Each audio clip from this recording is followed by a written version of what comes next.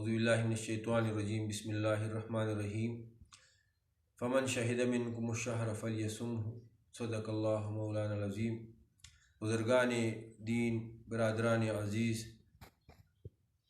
رمضان المبارک کا برکت و رحمت والا مہینہ شروع ہونے والا ہے۔ اس مہینے کی مناسبت سے آپ حضرات کے سامنے چند گزارشات پیش کرنا چاہتا ہوں۔ میرے عزیز دوستو، رمضان المبارک میں تراویح اور روزوں کے ساتھ ساتھ بعض امور کا خصوصی اہتمام کرے۔ سب سے پہلے تلاوت کلام اللہ کی کثرت کرے، سب سے زیادہ قرآن پاک کی تلاوت کرے، کیونکہ امام ہمارے اکابر مشائخ بزرگان انہوں نے اس کا خصوصی اہتمام کر رکھا تھا۔ امام ابو حنیفہ رحمۃ اللہ علیہ رمضان المبارک کے دن میں بھی ایک ختم قرآن فرماتے تھے، رات کو بھی ایک ختم قرآن فرماتے تھے، اور پورے مہینے میں بھی ایک ختم قرآن فرماتے تھے۔ تو اس طرح تقریباً 61 ختم قرآن کی سعادت امام اعظم رحمۃ اللہ علیہ حاصل کرتے تھے۔ اس کے علاوہ علامہ شامی رحمۃ اللہ علیہ وہ دن رات میں ختم القرآن کی سعادت حاصل فرماتے۔ اس طرح ایک رمضان میں 30 دفعہ وہ ختم قرآن فرماتے۔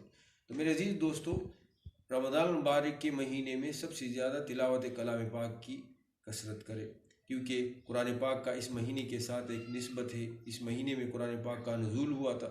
اس کے ساتھ ساتھ اللہ جل جلالہ کا ذکر، اس کا خصوصی اہتمام کرے اور کثرت سے اللہ تبارک و تعالیٰ کا ذکر کرے۔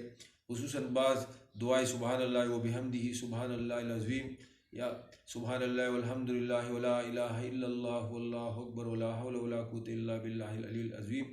اس کے علاوہ درود شریف کثرت سے پڑھے۔ اس کے علاوہ استغفر اللہ ربی من کل ذنب واتوب الیہ۔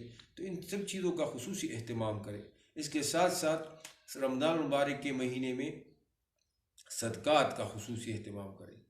زکوٰۃ کے ساتھ ساتھ صدقات بھی ادا کرے، کیونکہ غرباء فقراء معاشرے میں بہت زیادہ ہے اور معاشی مسائل بھی بہت زیادہ ہے۔ اس لیے آپ کی ان صدقات کی وجہ سے اللہ تبارک و تعالیٰ آپ پر بھی اپنی رحمتوں کا نزول فرمائیں گے، اور اس طرح وہ غریب فقراء مساکین ان کی ضرورتیں بھی پوری ہوگی۔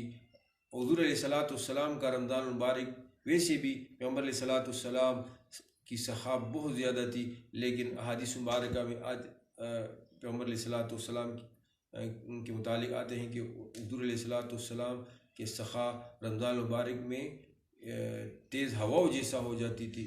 اس لیے عزیزو، اس کے ساتھ ساتھ رمضان المبارک میں نوافل اور تہجد کا خصوصی اہتمام کرے۔ اس لیے اس میں ایک موقع ملتا ہے، ہر انسان سحری کے لیے اٹھتا ہے، تو اس میں پر ہر انسان کو چاہیے کہ وہ باوضو ہو کر، جتنے حضرات ہیں، مرد ہیں، عورت ہے، جو بھی ہے، ان سب کو چاہیے کہ وہ رمضان المبارک کے ان 30 دنوں میں راتوں میں سحری کے وقت تہجد پڑھنے